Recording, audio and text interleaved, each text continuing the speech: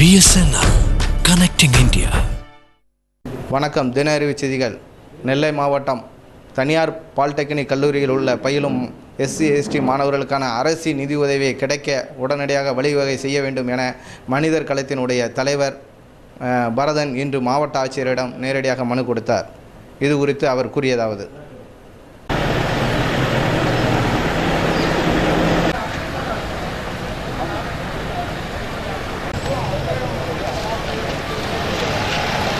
சுயநிதி கல்லூரிகளில் பாலிடெக்னிக்கல் கல்லூரிகளுக்கு அங்கே பயிலக்கூடிய தாழ்த்தப்பட்ட மாணவர்களுக்கு அரசு கல்வி உதவித்தொகை கொடுக்குறாங்க.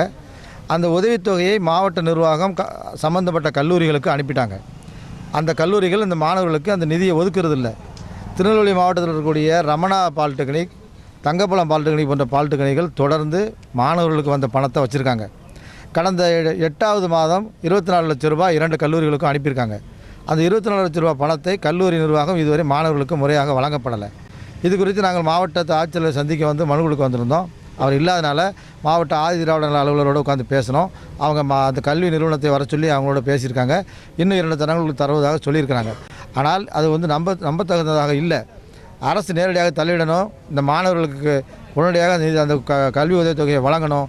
அது மாதிரி வழங்க மறுக்கக்கூடிய கல்லூரிகள் மீது நிர்வாகம் வந்து நடவடிக்கை எடுக்கணும். மாவட்ட நிர்வாகம் நடவடிக்கை எடுக்கணும். அரசு இதன் மீது கவனம் செலுத்த வேண்டும் என கேட்டுக்கொள்கிறோம்.